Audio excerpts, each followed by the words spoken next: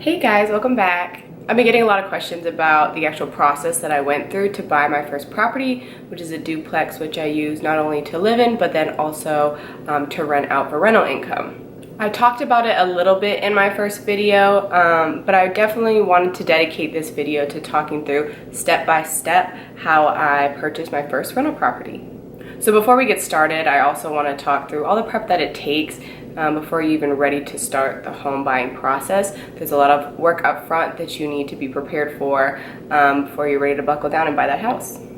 You have to remember that you need money not only for a down payment, but to cover all the other costs that go in with a house. So that includes you have to have money to hold the house, like in terms of escrow, so you need to make sure you have cash on hand for that. You also want to make sure that you have money to cover the inspection, the appraisal, anything else that's included in all those closing costs that you will have to pay on the day of closing. Make sure you're setting yourself up for the best financial situation possible. A rule of thumb is to make sure you're setting yourself up for success about 6 months prior to when you actually want to purchase the house. For me, my lender did ask for 2 months of previous bank statements. That's to make sure I'm spending my money correctly. I'm not making these huge purchases before buying a house because the bank wants to ensure that I'm going to pay their loan back. Another thing is to make sure that your credit score is in the best spot that you're able to get it to prior to purchasing the house as well. So making sure you're not using too much of your credit limits, making sure that you're paying your bills on time, because your credit score will affect what the interest rate that you will get. So you want to make sure you're trying to get the lowest interest rate possible. Another thing to remember is to make sure that your down payment is somewhere ready and accessible for when you need it. Originally, my down payment, I had been growing it in an index fund. So a couple months before I was ready to buy that house, I made sure to take it out and put it into a high yield interest savings account. So this made sure that my money was safe, and it was still growing a little bit, but it was more about managing the risk that does come with the stock market. It'd be awful to have your down payment, have everything set up, and know how much house you can purchase, and then a week before you're ready to start the process and to purchase, something happens in the stock market and you lose a lot of your money quickly. So now that you have your ducks in a row and you're ready to start the process, the very first step is going to be finding a really great lender and a really great real estate agent. So a good lender will really sit with you and talk you through how much house you can afford and give you all of the best options in terms of the types of loan that you want. I lucked out and I was referred a lender through a friend who had also used the FHA program, so I didn't have to do a lot of research, but it is important to vet your lender and make sure that they're knowledgeable and willing to help you. And then my lender was also able to give me a recommendation on a really good real estate agent. The important thing about finding a good agent is not just finding someone who's good at being an agent, but someone who is specialized in investment properties and has an experience with working with investors. You may not think it's like a big deal to find someone who has investment experience, but buying a home to live in and to have a family in is a lot different than buying a house to cash flow. And so they're completely different needs, and you want an agent who's able to recognize all of that and able to find you a house that best fits your numbers. Okay, now we found a lender and we found a really good real estate agent. Step 2 is to actually begin looking for houses, and this is where the fun part comes in. Or the not fun part, depending on how you look at it. Forewarning, this is going to take a lot of time. There will be sometimes it's really frustrating. You will be seeing a lot of houses. So don't rush the process and don't settle for the first house that you come across. I actually put in 3 offers on 3 different properties, and I saw probably 10 plus properties before I closed on the one that I'm in now. The first property I wanted to rush through, and I thought that that was going to be a really great deal. But in hindsight, I think I was just a little bit more emotionally attached because those numbers wouldn't have worked out in my favor.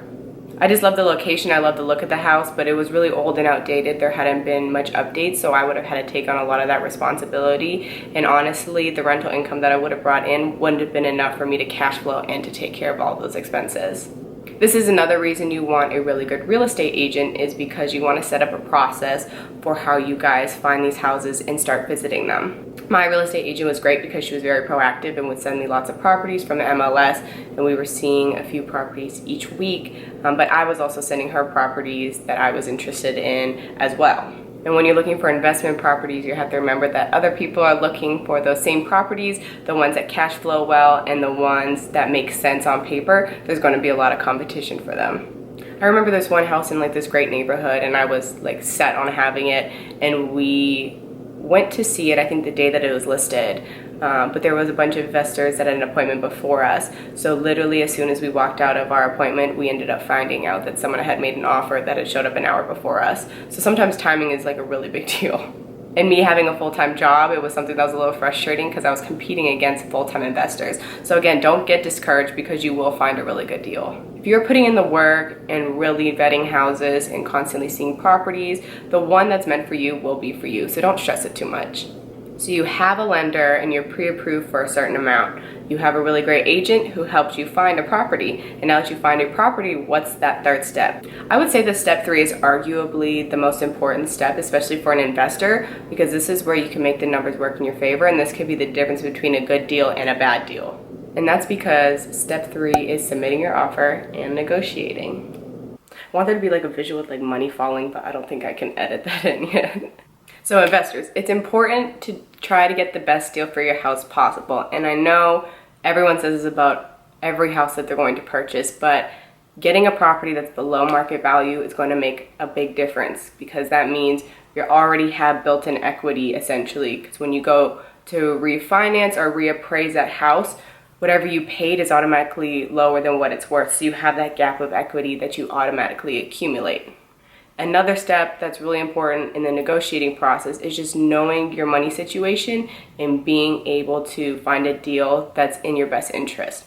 For me, again, I knew I didn't want to put that much money down because I wanted to save money for any type of expenses or for future projects, which I ended up buying a house a few months later. So that was really important for me to put down the least amount of money possible. So we not only submitted an offer for below market value, but then we also asked the seller to cover half the closing costs. Again, everyone's situation is different. Sometimes it's important to put more money down for somebody because they want their monthly payments to be lower. Again, everyone's situation is different. I'm just speaking to my experience specifically. So after a little bit of back and forth, we were able to agree on a purchase price and the closing terms, and I was able to purchase the house.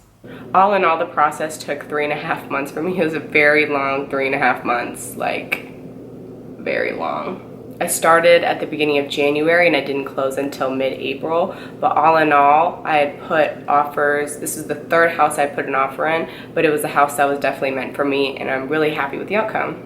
So that was my step-by-step process of purchasing my house, and I hope my personal experience did help you. If you want to hear more about the down payment assistance program I used to purchase my first rental property, I do have it linked here.